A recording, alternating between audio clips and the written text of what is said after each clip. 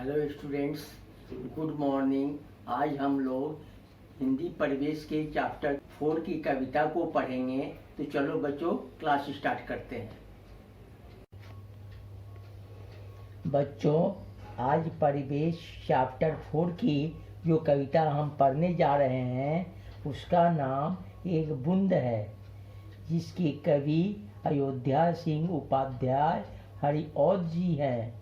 यह कविता बरसात की एक बूंद की है जो अपने भविष्य को लेकर डरी हुई है और उसमें आत्मविश्वास की कमी है। बच्चों, यह कहानी हमें जीवन में आगे बढ़ने के लिए प्रेरित करती है और आत्मविश्वास को बढ़ाने वाली है। तो चलो बच्चों, कविता को पढ़ते हैं। ज्यों निकलकर बादलों की गोद से थी अभी एक बूंद कुछ आगे बढ़ी, सोचने फिर यही जी में लगी, क्यों घर छोड़कर मैं यूं करी। बच्चों, इन पंक्तियों में कवि कहते हैं कि जैसे ही एक बूंद बादलों में से निकलकर कुछ दूर आगे जाती है, तब वह अपने मन में यह सोचने लगती है कि वह अपना घर छोड़कर अर्थात बादलों को छोड़कर क्यों निकल गई।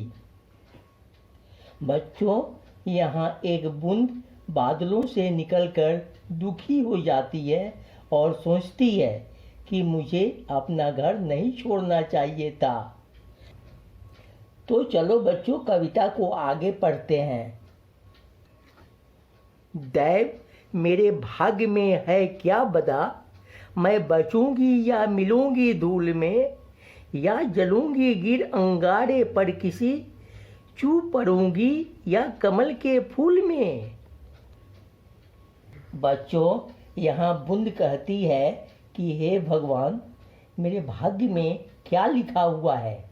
क्या मैं बचूंगी या किसी धूल में मिलकर नष्ट हो जाऊंगी, या फिर किसी जलते हुए कोयले अर्थात अंगारे पर मुझे भी जल जाना होगा, या फिर किसी कमल के फूल में चू पड़ूंगी अर्थात टपक जाऊंगी। बच्चों, यहाँ पर बूंद अपने भविष्य को लेकर दुखी है और अपने जीवन को लेकर तरह तरह की कल्पनाएं कर रही है। तो चलो आगे की पंक्तियों को पढ़ते हैं और देखते हैं कि क्या होता है। बह गई उस काल एक ऐसी हवा, वह समुंदर ओर आई अनमनी, एक सुंदर शिप का मुंह था खुला, वह उसी में जा पड़ी मोती बनी। बच्चों, इन पंक्तियों में कवि हमें बताते हैं कि जब बूंद अपनी मंजिल या लक्ष्य के बारे में सोच रही थी कि उसका क्या होगा, ठीक उसी समय एक ऐसी हवा चली कि वह बूंद समुंदर की ओर बिना इच्छा के हवा के साथ बहती हुई आ पहुंची और उस समुंदर के पास एक पड़ा हुआ सुंदर सा शिप का मुंह खुला हुआ था, जिसमें वह बूंद जा पहुंची और मोती बन गई। बच्चों, बूंद तरह तरह की कल्पनाएं कर रही थी, परंतु अंत में वो एक शिप में जा मिली और मोती बन गई। बच्चों, शिप समुंदर में पाए जाने वाला एक समुद्री प्राणी है जो समुद्र की पानी को शुद्ध रखता है और मोती जैसे रत्न को जन्म देता है। ये वह मोती होता है जिसे हम सजावट के रूप में प्रयोग करते हैं।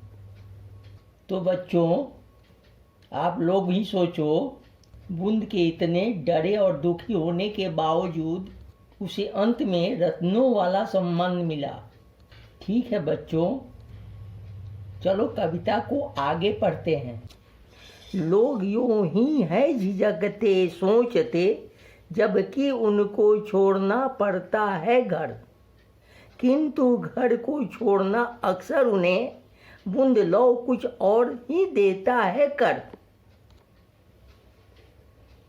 बच्चों, अंतिम पंक्तियों में कवि हमें हौसला यानी हिम्मत देते हुए समझाते हैं कि हम सभी लोग उसी बूंद की तरह झिझकते और सोचते रहते हैं कि हमारा भविष्य कैसा होगा, और अपने घर से पहला कदम बढ़ाने के लिए डरते हैं, जबकि हम सबको घर कभी न कभी छोड़ना पड़ता है, क्योंकि हमें अपनी मंजिल या लक्ष्य को पाने के लिए आगे बढ़ना आवश्यक है, और हमारे घर को छोड़ आगे बढ़ना कभी न कभी उस बूंद की तरह सफलता दिलाकर हमें मोती जैसा निखार देता है।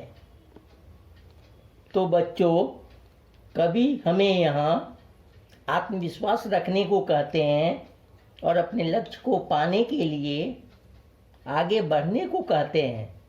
बच्चों, आशा करता हूँ आप लोगों को यह कविता बहुत अच्छी लगी होगी और आपके अंदर आत्मविश्वास को और बढ़ाई होगी। बच्चों, इस कविता में कवि हमें यह बताना चाहते हैं कि हम सब भी उस बूंद की तरह पहला कदम लेने से डरते हैं तथा सोचते हैं कि क्या वह काम पूरा हो पाएगा कि नहीं, परंतु हमें अपना कर्म करना चाहिए और किसी भी स्थिति में घबराना नहीं है, उसका सामना करना चाहिए और मंजिल की ओर कदम आगे बढ़ाते रहना चाहिए, जिससे एक दिन उस बूंद की तरह हमें भी सफलता मिल जाएगी। ठीक है बच्चों, आप सभी स्वस्थ रहें और मन लगाकर पढ़ें। Thank you.